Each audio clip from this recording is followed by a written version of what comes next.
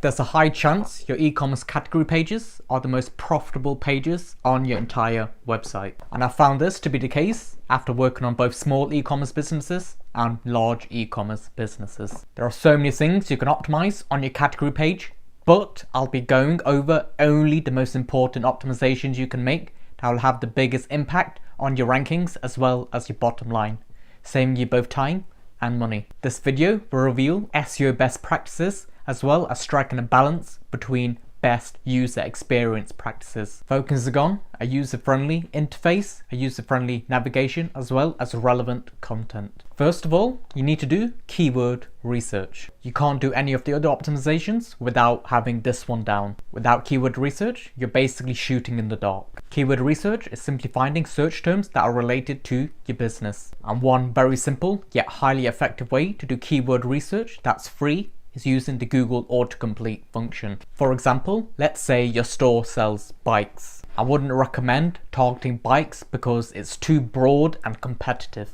Instead, you want to go for something more specific. How about electric bikes? But maybe we can go even more specific than that.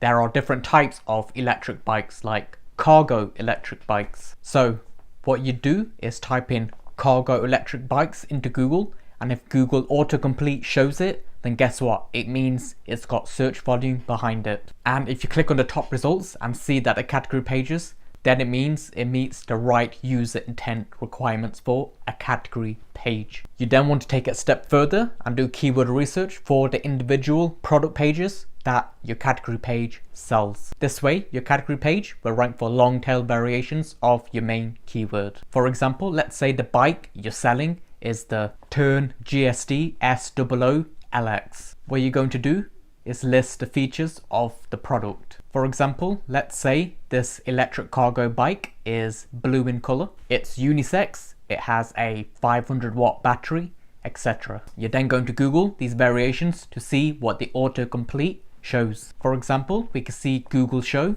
blue electric bike as well as 500-watt electric bike. We could then assign the title to that product, 500-watt blue electric cargo bike. Boom.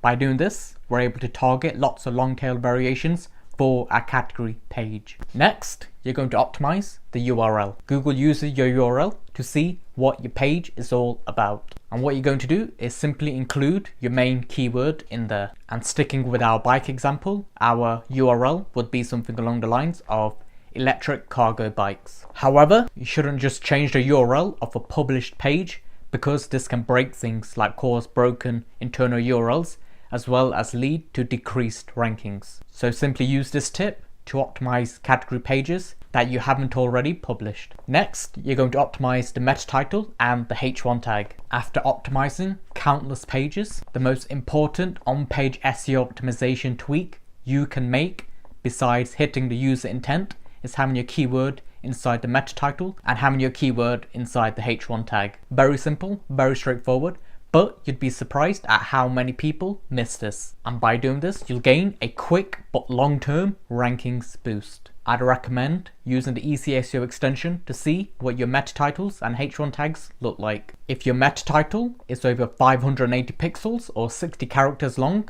it will cut off in the search results, having a negative impact on your search clicks. And make sure your H1 tag and meta title are the same to prevent Google from rewriting your meta titles. Next, you're going to create a brief description. Below your H1 tag, you're going to include a little description, something below 100 words. After all, the users on your category page to have a look at your products and not to read a blog post. The little description is there to tell the user what the page is about and tell them they've arrived on the right page, as well as an opportunity to fit in some keywords. You're simply going to include your target keyword as well as LSI keywords, which are keywords related to your main keyword, in your brief description. You can find these LSI keywords by using the Easy SEO extension's keyword sniper tool. And the best thing about this tool is all the keyword recommendations it gives you all come from Google themselves. You're simply going to insert any of the relevant keywords into your brief description. And very quickly, if you're looking to find an extra 5k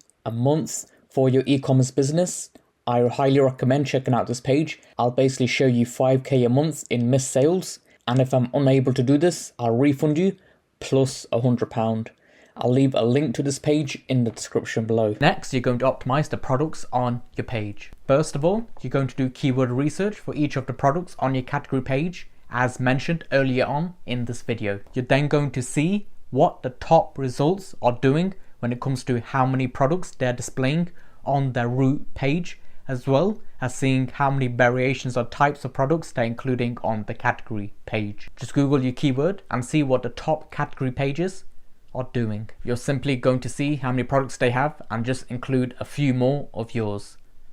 And if you don't have enough products or enough types of products to display, well, you're just going to have to skip this step. Next, you're going to make sure users can filter by things like price, colors, type of product, etc. Now you're going to include a longer description. The longer description will sit below your products and pagination. The purpose of the longer description is to help the user understand your products better, as well as provide an opportunity to fit in some more keywords. I'd recommend adding a frequently asked section into the longer description. What common questions are your support team constantly getting? You can also use ChatGPT to find these questions. For example, you can type into ChatGPT, "My e-commerce site sells electric cargo bikes. What questions, objections, and concerns will potential customers have?" You can then use any of the relevant results you found in ChatGPT and include them on your page. Remember, you're trying to be as helpful as you possibly can when it comes to this. Now it's time for the internal linking part. What you're going to do is use a silo structure. So you're going to link from your subcategories all the way up to your parent category. And then your parent category will link to at least one of those subcategory pages. For example, let's say your parent category is non-alcoholic wines and your child categories are non-alcoholic rosé wine, non-alcoholic white wine, and non-alcoholic red wine. Non-alcoholic rosé, white, and red wine will all link up to the non-alcoholic wines page, and then the non-alcoholic wines page will link to at least one of those child category pages. These internal links will increase the rankings of your category pages, as well as improve the backlinks your website is currently getting. Next up, you want to prevent keyword cannibalization problems. Keyword cannibalization is simply where multiple pages compete for the same keyword, and as a result, neither of those pages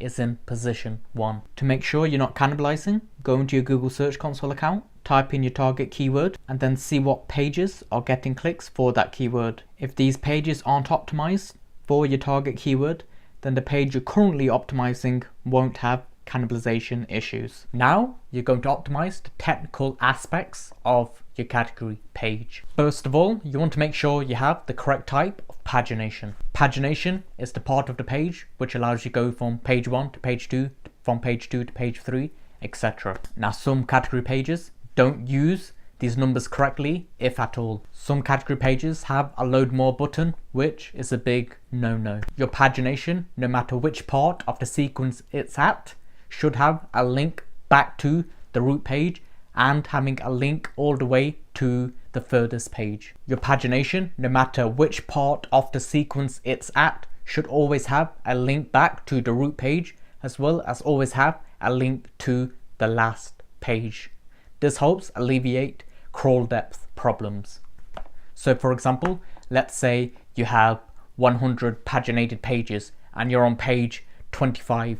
Well, paginated page 25 should have a page all the way back to page 1, as well as a link all the way to page 100. So you got a link to page 1 as well as a link to the last page. Next, you're going to make sure all your category pages as well as the paginated pages have a self-referencing canonical tag. A canonical tag tells Google that the current page they're on is the primary version of that page. There's no other version out there, and therefore they should rank this current page. Now, some SEOs don't like having a self-referencing canonical tag on their paginated pages because they believe it causes keyword cannibalization problems as well as duplicate pages problems. However, Google has already mentioned it doesn't cause these problems. You want to give these paginated pages a chance to rank because there are many instances where the paginated page will outrank the root page. I would recommend using the Easy SEO extension to see if you've got a self-referencing canonical tag. As mentioned, if you're looking to find an extra 5k a month in missed sales, then I highly recommend checking out this page. If you're not satisfied for some reason, then I'll refund you plus £100. I guarantee you're not going to see an offer like this anywhere else. I'll leave a link in the description below.